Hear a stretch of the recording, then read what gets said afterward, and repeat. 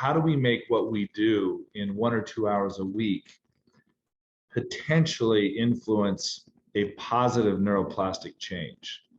Yes. Right? Oh, yeah. Because often 1 hour, 2 hours a week probably isn't enough to influence it. What actually has to happen in addition? What do we have to influence in that 1 or 2 hours a week to facilitate? Yeah.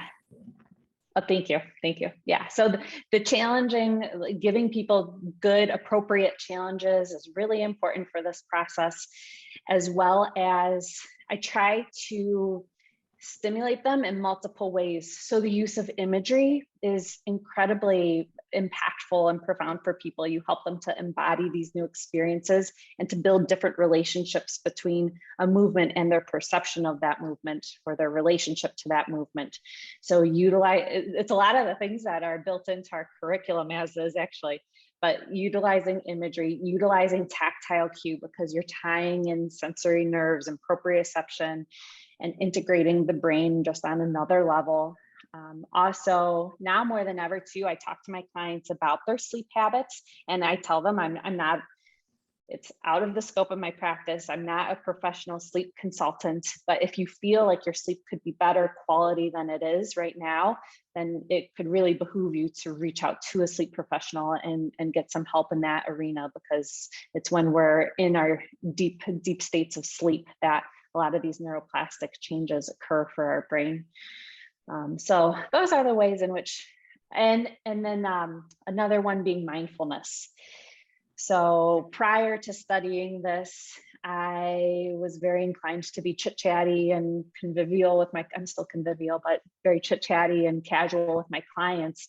And then when I started, thanks to, I believe he might be here, but Alexander Bolander, my experience with him and his meditation workshop at the Polestar experience and everything that you've presented and talked about over the years, I dove deep into studying mindfulness and meditation, and the effects of that on the brain is profound as well in terms of stress reduction and sleep quality. And so if you're doing something that supports the quality of your sleep, you're therefore hopefully then supporting the process of neuroplasticity.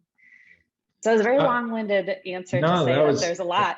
That was excellent, Kate. And I think that I just learned probably this year from an Andrew Huberman podcast about the idea of neuroplasticity occurring typically when we're sleeping.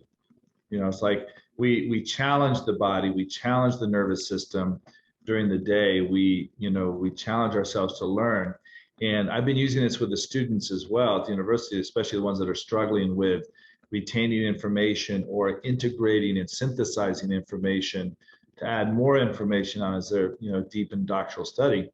And it's very interesting to me that as soon as I realized, oh, it's sleep that's going to allow you to synthesize this information, but we have to challenge, and that also goes into some of the learning materials Shelley and I have been looking at, where the interleaved learning, where we're stressing you a little bit and we're forcing you to recall information and to make it challenging and difficult. And you can't remember what it is, but then you go back and you look at it again, and the stress of trying to remember that, and then having exposure to the content again, and then a good night's sleep, it's like it's amazing at the amount of synthesis that happens on the following day or two of processing that information. So we've been playing with that a little bit of really getting the students to get a good night's sleep, have a little bit of failure, find out and rediscover what you failed on, and do that. And the same thing's true with movement, of course, which is, for example, one of the things you mentioned, if I could get my client, do you remember what we did last week? Do you remember, where your body was when we had that really good experience that you said was so positive in the pelvis or in the shoulder girdle? Can you show that to me again? And maybe they fell. It's okay. They're trying to figure out what it was or to recall it. But that's that internal feedback we're talking about, and that mindfulness that allows information to be, the demand, the struggle of that. Don't just give it to them. Let them struggle with it. That's what I appreciate you saying. It's like, we don't want to make it so easy. We want them to understand that the struggle's good, that failure is good, that these are learning processes that will help them in the long run. But if they don't go through that struggle, we don't challenge the nervous system to change.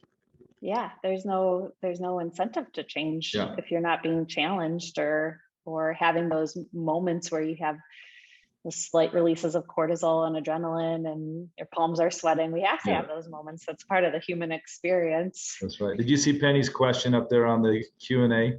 Oh no. Oh, yeah, yeah. So by that, I just mean, well, I don't know about all of you, but I was very prone to just having casual conversations. You know, the client has done footwork a million times with me, which that in and of itself presents another problem. But if I'm talking with them about something, I'm taking them out of their experience and out of their body. And so if I limit that, you know, I'm not cold and stoic and not available to them, but I get them to really focus on what they're doing and to really be present and attentive to what they're doing. And if I'm talking with them about what they're doing this weekend, then they're thinking about what they're doing this weekend and they're not aware of what their body is doing at that moment in time. So I really appreciate you saying that because, you know, Juan calls it being the butler and I call it gum holding. But the point being is that we get into a chatty, chummy kind of relationship with them, and we're really not challenging the nervous system. We're being basically a paid, you know, friend in that situation. If they're doing the same thing they always do with you, we're not challenging any improvement, any change, other than maybe being a listening ear that's paid for. We're not licensed. It's out of our scope to be psychologists, and yet we're sort of acting like psychologists in those situations sometimes. Or we bring our problems to our clients. That's the worst. Like, we have to be okay in the treatment session. Even if we have our own, you know, garbage and things that we're dealing with, we can't bring that into a learning situation for a client. So I really, you know, this is really important information for us as teachers. And it makes me think of another thing too, which is in group classes, when group classes have flow and purpose, there actually is more internal reflection going on and feedback that is more likely to create change than a chatty one-on-one session. And I think that's really important because we can deliver incredible challenge and demand on the nervous system when we're working with a group of 10 or 8 persons, that if we're not having that same intensity with our client one-on-one, they're not going to have the same neuroplastic challenges. No. And then if the importance of that is that if you're not supporting these neuroplastic processes, then what are you doing? Because a neuroplastic process is just a really fancy way of saying that you're helping to create a repatterning or you're working on their movement efficiency or you're working on a tissue adaptation. Yeah. So if you're not supporting those processes, you're not really supporting longevity of the work you're doing with them. So maybe, Brent, maybe you and I are suggesting to everybody watching this that our challenge to you is to try to support more quiet and focus in your Pilates sessions. And if your person is really keen on talking and carrying on a conversation, you might not be challenging them enough. That could also be part of the situation. There's a time and place for it all, you know. Time for jackknife. It's time for jackknife. Yes. See how chatty you are in a jackknife. Yes. Hip circles. Get on the floor. Yes. Can you juggle while doing your feet and straps?